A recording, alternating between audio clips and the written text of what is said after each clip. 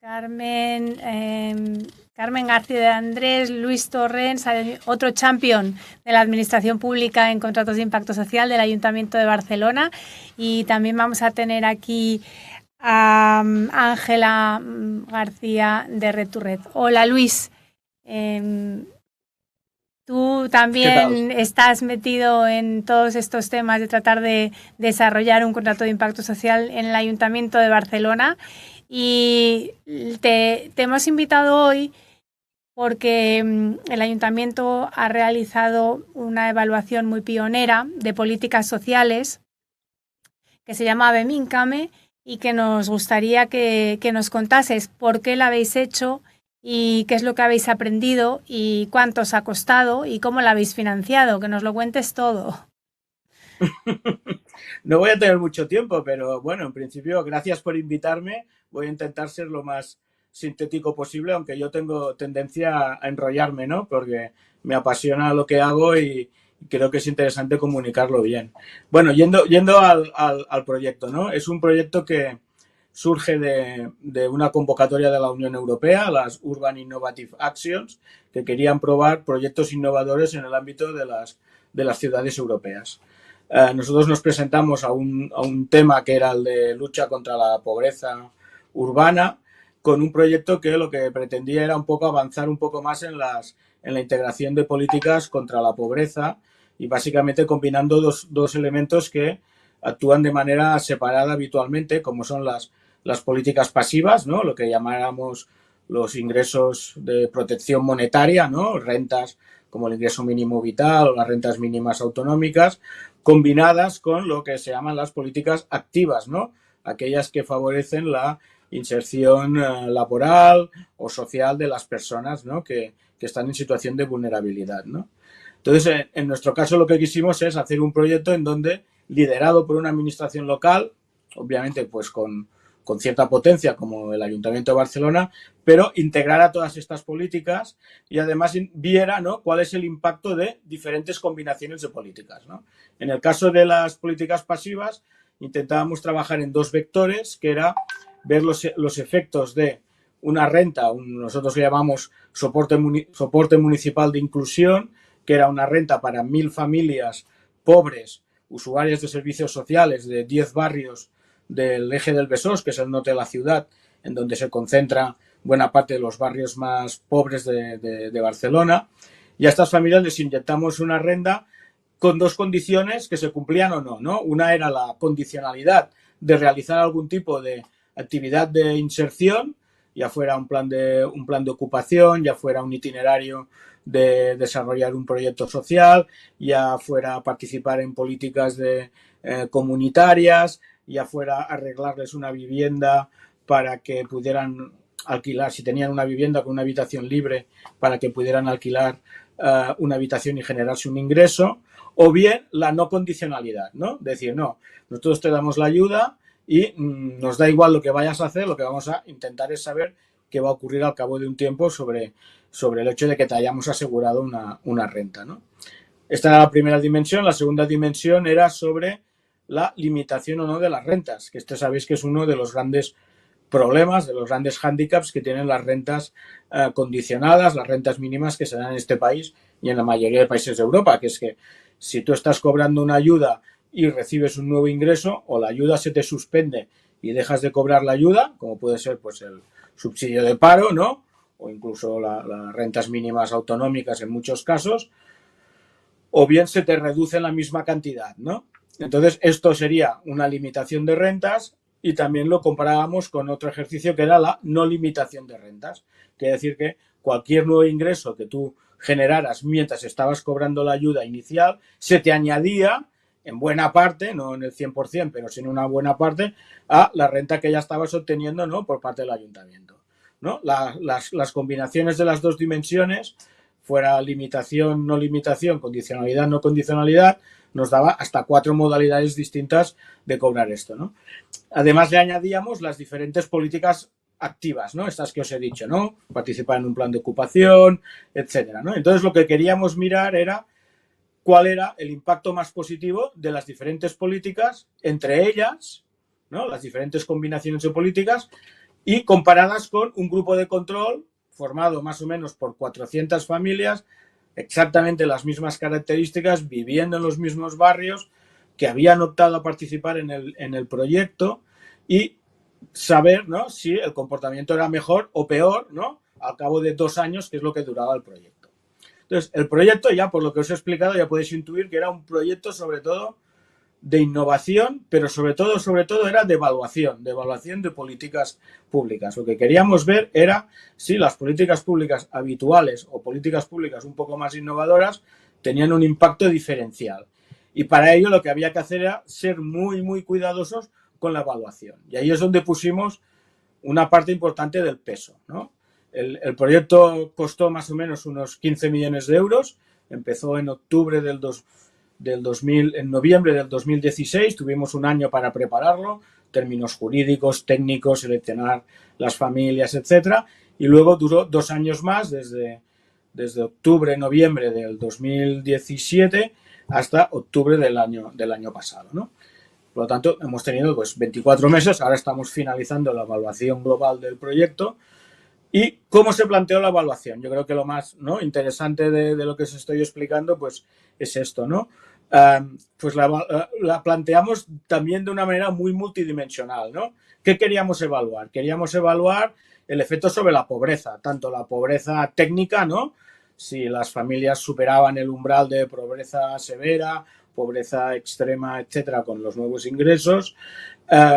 Queríamos ver también qué ocurría con las privaciones materiales, si podían pagar la luz, si podían pagar la vivienda, etcétera. Queríamos ver también el efecto sobre las privaciones psicológicas, el impacto que tenía sobre el estrés, la angustia, incluso sobre el estado de salud, ¿no? Y luego también queríamos ver el impacto, obviamente, sobre el mercado laboral, si las familias que recibían las ayudas pues estaban más propensas, ¿no?, a buscar trabajo o a no buscar trabajo, en función también de las diferentes modalidades de pago, del soporte municipal de inclusión, y también vamos a ver, porque todavía no tenemos resultados, ¿no?, el impacto sobre la educación de los hijos, ¿no? Si se ha mejorado pues el ratio de absentismo, se ha reducido el abandono escolar, etcétera, ¿no? Por lo tanto, era una visión muy global, ¿no?, de lo que les ocurría a las familias sobre las cuales se intervenía, ¿no?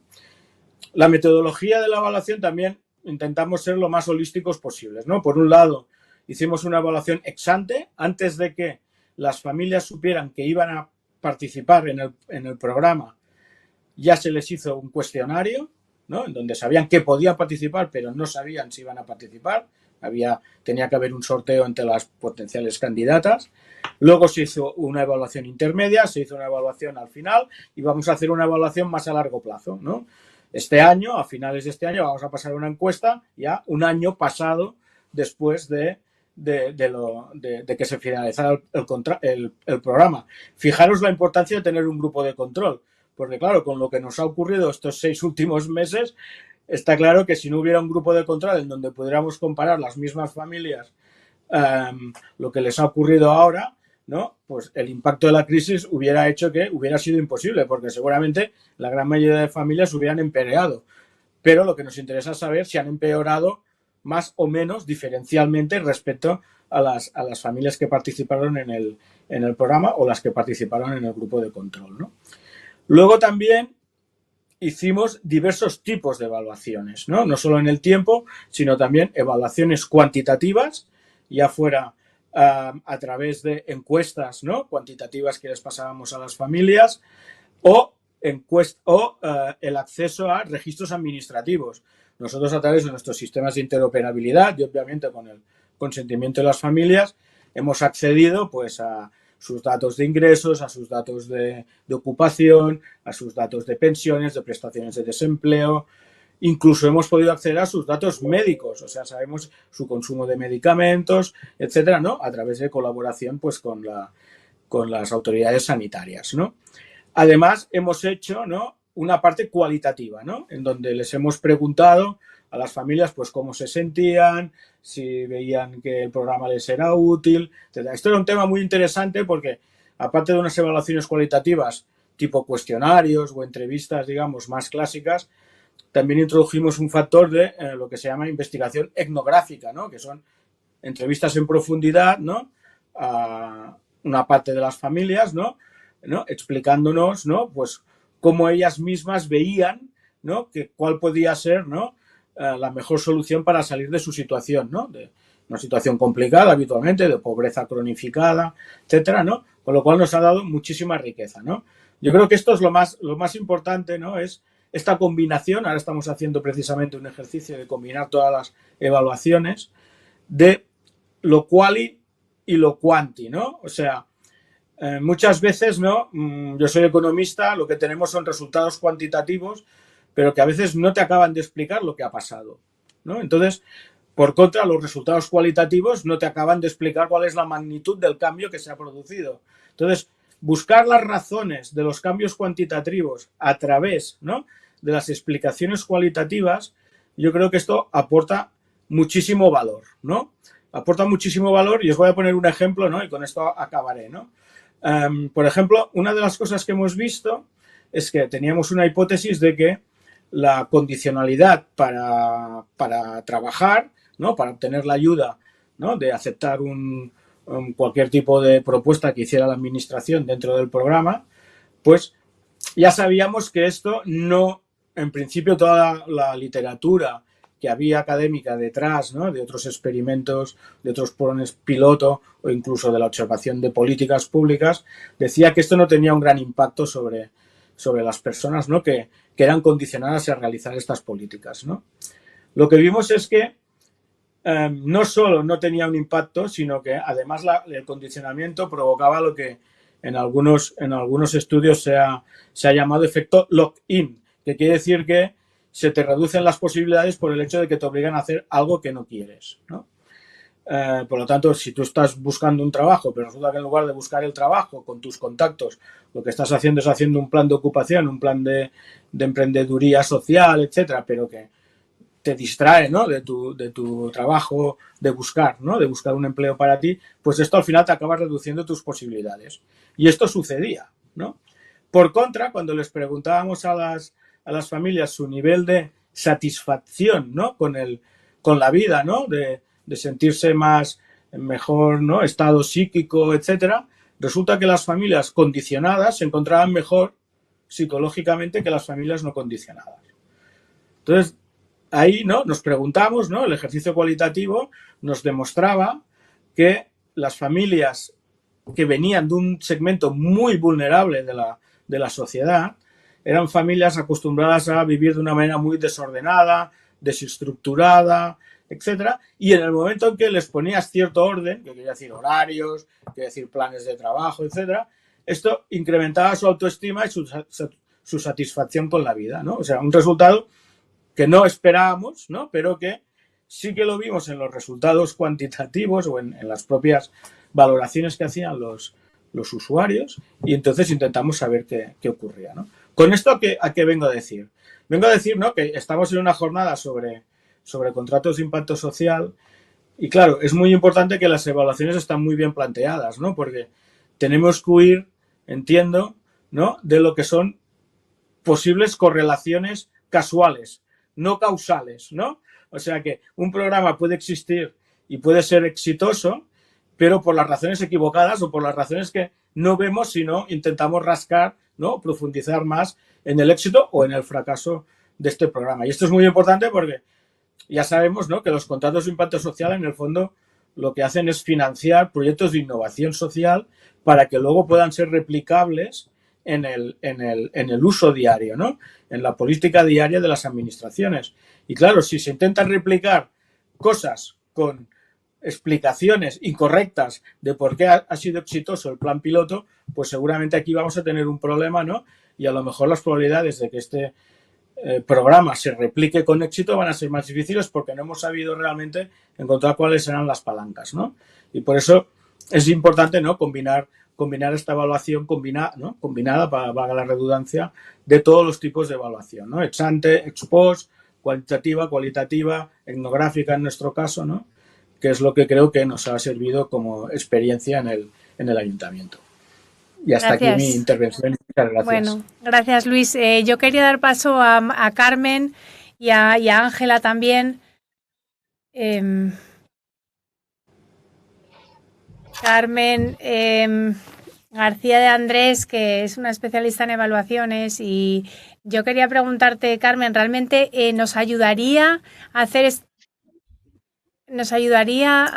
evaluaciones, o sea, a desarrollar el mercado de CIS, el hacer evaluaciones con este alcance y este horizonte temporal? Porque normalmente las solemos hacer de corto plazo, ¿no? Evaluaciones rápidas, quizás menos costosas. No sé, ¿cuál es tu...? Estamos en un proceso de retroalimentación, mejores evaluaciones, más impulso del mercado de CIS. ¿Cómo ves tú esto? Hola a todos. Bueno, yo creo que, por ir al grano, yo creo que lo que ha descrito Luis es un ejemplo extraordinario de lo que son los elementos esenciales y cómo soslayar las dificultades que plantean las evaluaciones en general y en el marco de los CIS en particular, ¿no? Y yo creo que uno de los grandes problemas de la evaluación es que el diseño de los programas se hace a corto plazo y se pretende alcanzar unos resultados en el corto plazo. Entonces, bueno, pues hacer un planteamiento como ha hecho el Ayuntamiento de Barcelona de 2+1, casi 3 años más a todo lo pasado, más a largo plazo, es un mínimo para observar el cambio, porque al final el impacto del que estamos hablando es un cambio en la vida de las personas, y esto no ocurre en programas a 6 meses. O sea que a mí el elemento temporal me parece esencial y es uno de las frenos de calidad que tienen la mayoría de las evaluaciones con las que nos manejamos hasta ahora, ¿no? O sea que yo creo que desde luego desde el ámbito de la temporalidad me parece esencial la mirada a medio y largo plazo.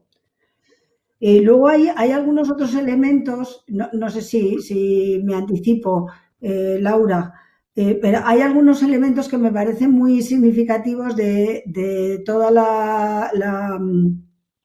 la exposición que ha hecho Luis del proyecto, que sí que me gustaría como incidir, porque de cara a un CIS, aunque el proyecto Mincom no ha sido un CIS, yo creo que sienta unas bases muy importantes para el establecimiento y el desarrollo de los CIS, ¿no? Y uno de ellos, que a mí me parece muy relevante, es toda la descripción que ha hecho del modelo de evaluación, ¿no? Cómo han hecho una evaluación ex ante, ex post, intermedio, a largo plazo, esto en términos cuantitativos. Luego han hecho, por supuesto, grupo de control, etcétera, pero también los aspectos cualitativos, también los aspectos de todo los soft, ¿no? Todos los elementos, los soft outcomes que llaman, ¿no? Y es que en determinados aspectos la única manera realmente de conocer el impacto también es ver lo que llaman en evaluación distance travel, o sea, el camino recorrido por la persona. A veces no es solo un punto de llegada, sino el proceso que ha avanzado. Yo recuerdo que tenemos proyectos en Tomillo donde muchas veces trabajando para el emprendimiento con personas a lo mejor con ex reclusos, resulta que lo que hemos conseguido es que se coloquen por cuenta ajena porque han desarrollado, es decir, todos esos otros elementos que se generan, la evaluación tiene que ser capaz de recogerlos. Y bueno, pues me parece que son aspectos que ha descrito Luis que dan mucha luz a la complejidad de lo que es una evaluación en un CIS, ¿no? En general en un proyecto social, pero en un pago por resultados sin duda alguna, ¿no? Es importante incorporar la voz del beneficiario en en todo este proceso, ¿no? Y si mides cuantitativamente, a veces te pierdes esa parte. Tienes que también tener el color cualitativo. Os voy a lanzar, antes de hablar con Ángela, os voy a lanzar unas preguntas a la audiencia por SparkUp sobre las evaluaciones.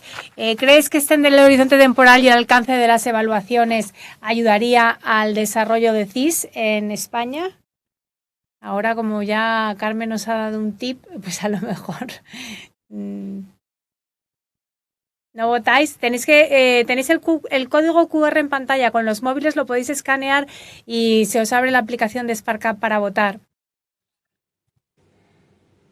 Y parece que, bueno, clarísimamente hay que gastar en evaluaciones o sea, con alcance temporal, o sea, con horizonte temporal amplio y con alcance. La siguiente pregunta es sobre qué tipo de evaluaciones crees que ayudarían más a impulsar el mercado de CIS en España. A ver si la lanza SparkUp. Bueno, parece ser que, sí, ahora la tenemos ahí, sería una evaluación solamente de los resultados, sería una evaluación de la herramienta financiera en sí misma. Esto lo ha dicho Héctor Cebolla al principio. Ha dicho, bueno, esta es una herramienta nueva y yo quiero experimentar, queríamos conocer cómo funciona, cuáles son los cambios que genera en los distintos actores, la colaboración entre proveedores sociales, la colaboración entre administraciones y proveedores sociales al mismo tiempo, cuáles son las relaciones con los inversores. Esto mejora la gestión de los proveedores sociales, todas estas cosas, ¿no? La otra sería el impacto en los beneficiarios o todas las anteriores. Y bueno, parece ser que estáis todos de acuerdo en que todas las anteriores. Bueno, pues pasamos a hablar con Ángela, que Ángela también es experta en evaluaciones. En Red to Red hacéis muchas evaluaciones de políticas públicas, Ángela. Y yo quería preguntarte sobre cuánto cuestan las evaluaciones. ¿Y hay dinero, las administraciones tienen dinero para pagar las evaluaciones que se necesita hacer para realmente tomar decisiones de políticas públicas basadas en impacto, poner a las personas en el centro de las políticas públicas? Hola, buenas tardes a todo el mundo. Yo, si me permites, Laura, quería comentar que efectivamente la buena práctica que ha comentado Luis es un hecho que en realidad casi no vemos la gente que trabajamos en evaluación. Es una evaluación planificada que se ha desarrollado con un proceso largo y controlado y al final dará sus resultados en todos los sentidos. Y luego quería añadir una cosa a lo que comentaba Carmen, que es fundamental y coincido en todo lo que ha dicho, es la necesidad no solo de medir el impacto a largo plazo, que el largo plazo es fundamental para poder saber qué ha pasado realmente con el beneficiario, sino que esas evaluaciones tienen que ser planificadas con antelación. Porque si no son planificadas con antelación, salen a la luz todos los problemas que se han ido relatando en los paneles anteriores, como la obtención de los datos, la medición de los datos y demás. Entonces, esto me parecía fundamental, porque lo que nos pasa en realidad a las entidades que trabajamos en evaluación de políticas públicas es que hay mucha premura por tener los resultados, con lo cual a veces es inviable o es casi imposible trabajar con los datos con los que disponemos. Entonces, y bueno, y ahora retomando la pregunta que me hacías, a ver, en España la cultura evaluativa ha ido desarrollándose progresivamente y de manera paulatina. Tenemos que decir que en España principalmente las evaluaciones se han financiado por dos instrumentos principales. Uno, la cooperación al desarrollo y otro, los fondos europeos. Esto en grandes números, ¿vale? Sin hablar de porcentajes concretos. Entonces, en el caso de la cooperación española, dependiendo de la época en la que nos pillara, las evaluaciones tenían una dotación que permitía hacer evaluaciones de calidad, que con la crisis eso se diluyó y empezaron a hacerse evaluaciones por importes paupérrimos. O sea, te pondría ejemplos como que nos llegan invitaciones para proyectos en América Latina para hacer una evaluación de 3 meses por importes de 5.000 o 6.000 euros. O sea, importes inasumibles. Y luego, en el marco de los fondos europeos, aquí podemos decir que sí se ha producido una evolución y que ha impulsado en España, en este país, la realización de evaluaciones. En cuanto a los importes, todo depende de la administración que lleva a cabo las evaluaciones. Ellas tienen un margen amplio para poder financiarlas y en función de la importancia que le dan a la evaluación que quieran desarrollar, pues la dotan más o la dotan menos. Hay que decir que en el caso de los fondos estructurales hay un conjunto de evaluaciones que se tienen que hacer sí o sí obligatorias, que esas tienen unos importes marcados, pero que también varían en función de la administración. Y luego hay otras evaluaciones que llamamos temáticas, que ahí se lanzan y su principal espíritu es conocer qué se está haciendo bien o mal, o conocer los principales resultados para poder programar en función de los resultados que se obtienen con la evaluación. Entonces, estas normalmente suelen estar más dotadas. Entonces, presupuesto viene vinculado a motivación por la evaluación y por conocer los resultados de la evaluación. Sí.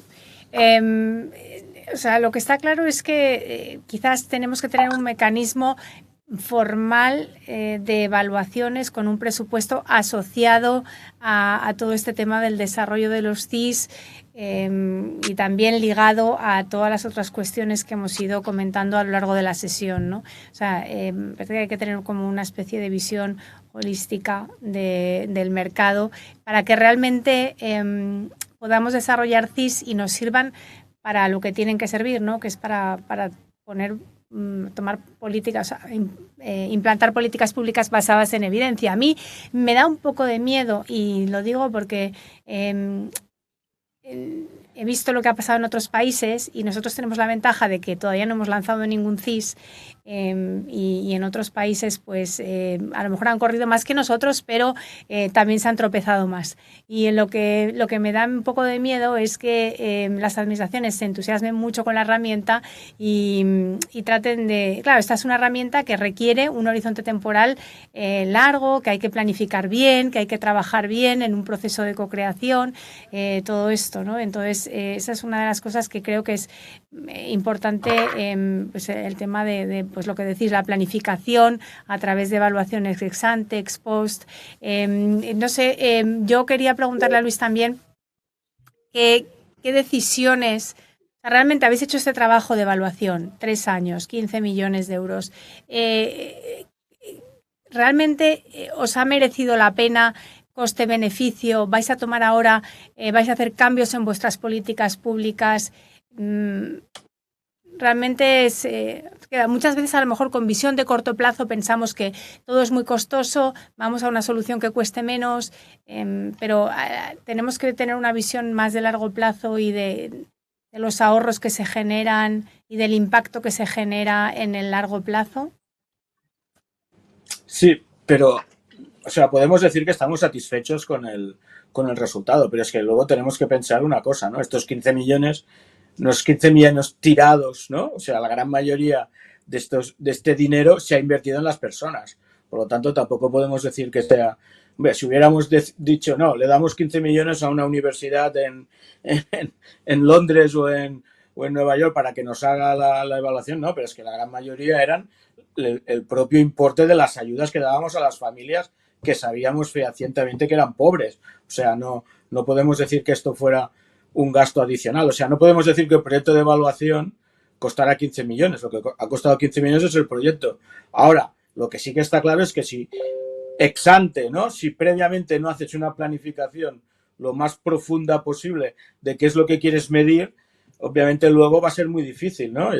Alguien lo decía antes, ¿no? O sea, uno de los, no sé si decir de los méritos o de los valores, por lo menos, del proyecto es que teníamos muy claro, ¿no? Que teníamos que evaluar y que lo teníamos que hacer de la mejor manera posible, ¿no? Intentando, pues, no cometer los típicos errores que se producen con las evaluaciones que no tienen grupo de control, con las evaluaciones que no has hecho una evaluación ex ante, con las evaluaciones que no tienes el contrapeso cualitativo o cuantitativo, etcétera. Entonces, decir, ¿ha servido esto para modificar nuestras políticas?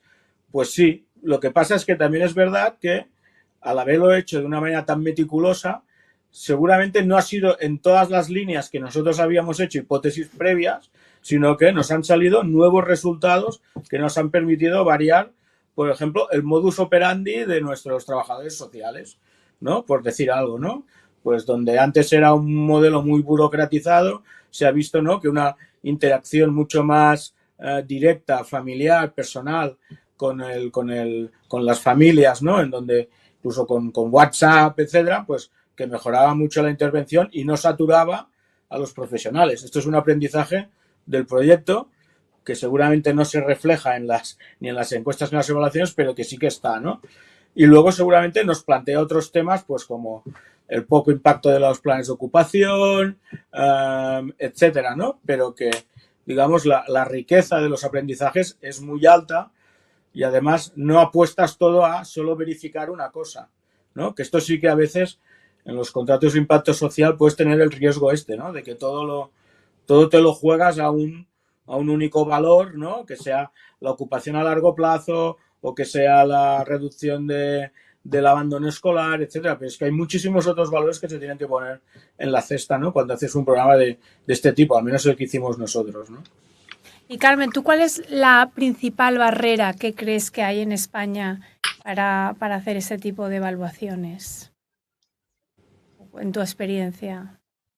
Bueno, yo como ya se ha hablado del plazo, como ya se ha hablado de la financiación, que son barreras muy relevantes, pues por poner otra barrera que me parece muy importante y que también hablando en ocasiones anteriores con Luis, me parece que el proyecto que comenta da alguna pista interesante, pues es el proceso de colaboración. O sea, el proceso de colaboración, pero no solo público-privado, privado con ánimo de lucro, privado o proveedor de servicios sin ánimo de lucro, sino incluso dentro de cada uno de esos agentes. Y en el caso de la administración pública, comentábamos en alguna ocasión que el proyecto permite este modelo de trabajo en silos en el que la administración funciona, muchas veces impide